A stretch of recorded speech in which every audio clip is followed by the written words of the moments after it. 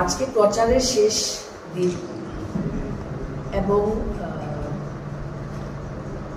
আমি এটাই বলবো, আমি সর্বভারতীয় তৃণমূল কংগ্রেসের সভানেত্রী এবং আমাদের সাধারণ সম্পাদক মমতা বন্দ্যোপাধ্যায় এবং অভিষেক বন্দ্যোপাধ্যায়কে একটা ধন্যবাদ জানাচ্ছি যে আমরা 2 মাসের মধ্যে যে প্রচারটা করতে পেরেছি, যেখানে পৌঁছাতে পেরেছি বা আমাদের বার্তাটা যে আজকে জনসাধারণের মধ্যে গিয়ে পৌঁছেছে, সেটার পুরোপুরি ক্রেডিট আমি মমতাদি এবং অভিষেক বন্দ্যোপাধ্যায়কে ধন্যবাদ জানাতে চাই। আমি ভাবতেও পারিনি যে ফেব্রুয়ারি মাসে সিদ্ধান্ত হলো যে আমরা শিলচর সিটটা লড়ব। এই পরিস্থিতির মধ্যে থেকে আমাদের বলা যায় নেত্রী মমতাদি আর নেতা অভিষেক বন্দ্যোপাধ্যায় যদি সাহায্য না করতো, আমরা কোনো অবস্থাতেই এই প্রচারটা করতে পারতাম না। আর স্টার ক্যাম্পেইনার হিসাবে আমাদের মধ্যে সাগরিকা ঘোষ এসছেন এবং আমি বলবো যে রাজ্যসভাতে এতজন মহিলা প্রতিনিধি হয়তো একজন মমতা বন্দ্যোপাধ্যায় দিয়েছেন, এতজন মহিলাদের লোকসভাতে নমিনেশন আমি মনে করি শুধু মমতা দিয়ে দিতে পেরেছেন। যারা আমার কাছে আছে, যারা 33% রিজার্ভেশন আনলো, ওরা লেস দেন 15% টিকিট মহিলাদের দিয়েছে। কিন্তু মমতা বন্দ্যোপাধ্যায় যেভাবে মহিলাদের প্রতিনিধিত্ব বাড়াচ্ছেন, এটা আমি আপনাদের সময় নষ্ট করব না।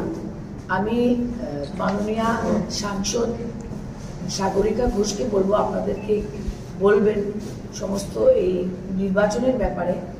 আর একটা কথা, এখানে এদিকেও মিডিয়ার বন্ধুরা, শি ইজ অলসো জার্নালিস্ট। আমি একবার আমি ডেরেক ওব্রায়ানকে জিজ্ঞেস করলাম যে সাংবাদিক তো অনেক আছে, তো সাগরিকা ঘোষকে কেন দেওয়া হলো? তখন আমাকে বললো যে মমতা দি এরকম একজন সাংবাদিককে পার্লামেন্টে একটা আওয়াজ বানিয়ে বসাতে চাইছেন যার সৎসাহস আছে মোদী সরকারের বিরুদ্ধে লেখা। She has consistently fought for democracy, federalism and rights of the people, and that is the reason Mamata ji honored journalism of bravery, journalism of honesty. কারণ আমরা দেখতে পেয়েছি অনেক ভালো ভালো জার্নালিস্টরা ছাড়তে হয় media house because of pressure. So আমি অনুরোধ করবো সাগরিকাদিকে বলার জন্য কিছু। আপনারা সব এখানে এসেছেন, আমি অনেক কৃতজ্ঞ যে আপনারা সব উপস্থিত হয়েছেন।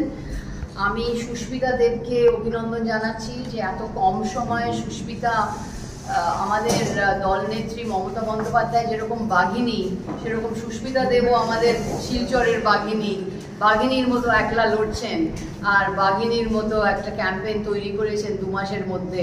আর আমাদের এখানে দেখেছেন, আমি সুস্মিতাকে অভিনন্দন জানাচ্ছি। আর সুস্মিতার যে কাজটা করছেন এটা নিয়ে আমরা খুবই মুগ্ধ, আর আমরা খুবই এটাকে আমরা শ্রদ্ধা করছি। আমি এখানে এসেছি নির্বাচনের প্রচার করতে। আর কালকে আমাদের একটা খুব ভালো মিটিং হলো শিলচরে, টাউনে, গ্রামে অনেক লোক এসেছিলেন। আর আমরা দেখলাম যে লোকেদের মধ্যে একটা একটা রাগ আছে, একটা ডিসকোয়াট আছে। আর যেরকম গ্রাউন্ড রিয়ালিটিটা শেপ হচ্ছে এবারে, সেটা কিন্তু দেখা যাচ্ছে যে মোদী সরকার যেটা বলছে এবার ইসবার 400 পার, ওটা কিন্তু হবে না। মোদী সরকার ভয় দেখিয়ে রাজনীতি করছেন। মোদী সরকার প্রথমে বলছেন যে বিরোধীরা যদি আসে তারা মঙ্গলসূত্র নিয়ে নেবে, তারা পয়সা নিয়ে নেবে, সোনা নিয়ে নেবে, এইসব ভয় দেখিয়ে রাজনীতি করছেন। এই জন্যেই ভয় দেখাচ্ছেন, কারণ মোদী সরকার হয়তো এখন জেনে গেছেন যে আবকি বার 400 পার হচ্ছে না। গ্রাউন্ড রিয়ালিটিটা খুবই অন্যরকম হয়ে গেছে। আমি মনে করি যে এই যে নির্বাচন 2024-এর যে নির্বাচন, এটা অত্যন্ত গুরুত্বপূর্ণ। কেন গুরুত্বপূর্ণ? কারণ আমাদের সংবিধান, আমাদের লোকতন্ত্র, আমাদের গণতন্ত্র, আমাদের ঐক্য, আমাদের ফেডারেলিজম, এগুলো সব কিন্তু বিজেপি নষ্ট করে দিচ্ছে।